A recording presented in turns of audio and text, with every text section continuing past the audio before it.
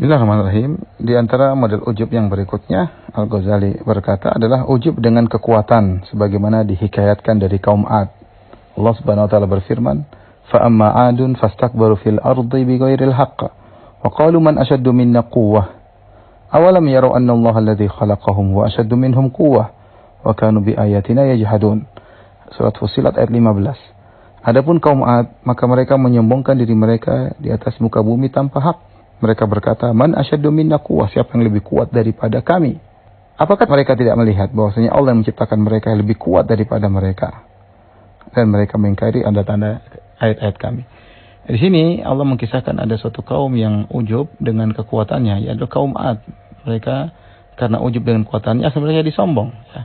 Ketika Nabi Hud menasihatkan mereka, Nabi Hud berkata, "Wazkuru ni'matallahi 'alaikum idh ja'alakum khulafa min ba'di qaumi Nuhin wa zadakum fil khalqi bastah." Kata Nabi Hud, ingatlah wahai kaum Ad atas nikmat yang Allah berikan kepada kalian. Allah menjadikan kalian menempati bumi setelah kaum Nabi Nuh.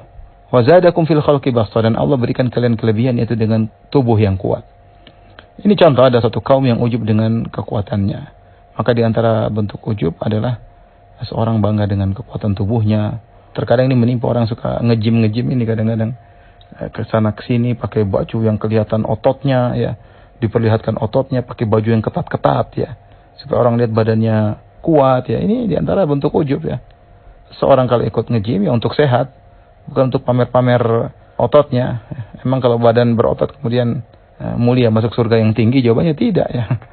Dan ingat, bisa saja Allah cabut kekuatan tersebut jika Allah berkehendak. Orang nge-gym bukan berarti kemudian dia pasti sehat ya. Jadi kita cerita aja di zaman corona ini, ada trainer atau pelatih nge-gym ya, meninggal. Ada orang tiba-tiba badannya sehat, kemudian tubuhnya kuat, mungkin six pack ya, kemudian meninggal dunia. Ada ya, ada. Ya ujub dengan, ya kita nggak bilang ujub, tapi maksud saya bukan berarti kalau Anda tubuhnya kuat berarti Anda akan selamat ya, apalagi mulia di sisi Allah Subhanahu wa taala.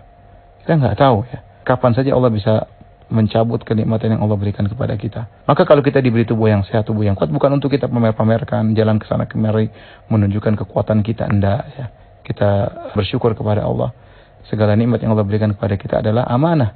Kalau kita diberikan tubuh yang kuat, ya untuk beribadah kepada Allah, untuk membantu kaum muslimin, bukan untuk selfie sana selfie sini, pamer-pamer sana sini, memfitnah orang yang melihat ya, untuk pamerkan di hadapan para wanita dan yang lainnya. Tidak. Anda diberi kekuatan tubuh, gunakan untuk bersyukur kepada Allah dengan membantu Islam dan kaum muslimin. Jika tidak, itu adalah amanah yang akan dimintai pertanggungjawaban oleh Allah Subhanahu wa taala.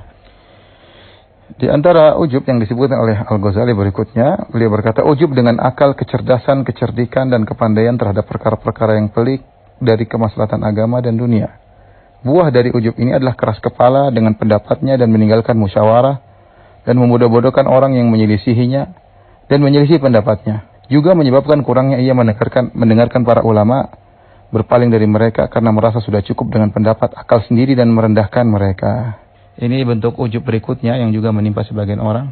Merasa pintar ya, baru hafal sedikit, baru bisa menelaah sedikit, baru tahu ilmu sedikit, kemudian memahami dalil sendiri, ulama disalah-salahkan, seakan-akan dia sudah merdeka bisa memahami Al-Quran dan Sunnah dengan sendiri. Berani berfatwa tanpa melihat fatwa ulama yang lain, berani berfatwa langsung tanpa konsultasi dengan orang yang lebih alim darinya, tidak mau bermusyawarah, tidak menghargai pendapat yang lain, menghina pendapat yang lain, nyinyir pendapat yang lain. Ini contoh orang ujub.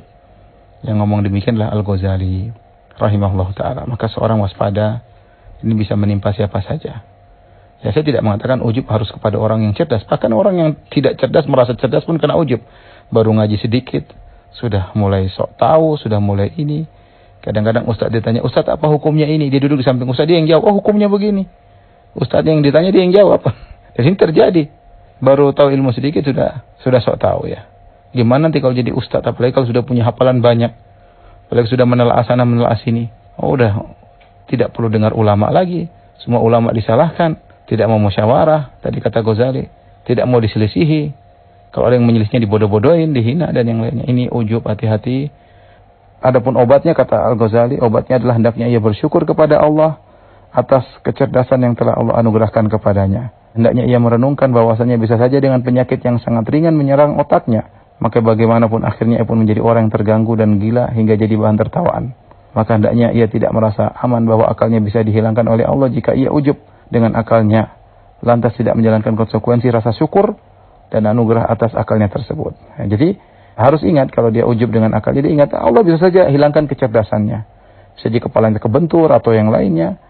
Dan juga dia harus ingat, akal yang Allah berikan tersebut untuk disyukuri. Disyukuri untuk sumbangsi kepada Islam, bukan untuk angkuh, merendahkan yang lain. Tidak musyawarah, merendahkan pendapat yang menyelisihinya. Sok alim ya dan yang lainnya. Semoga Allah menjauhkan kita dari penyakit seperti ini. Wallahu a'lam bishawab.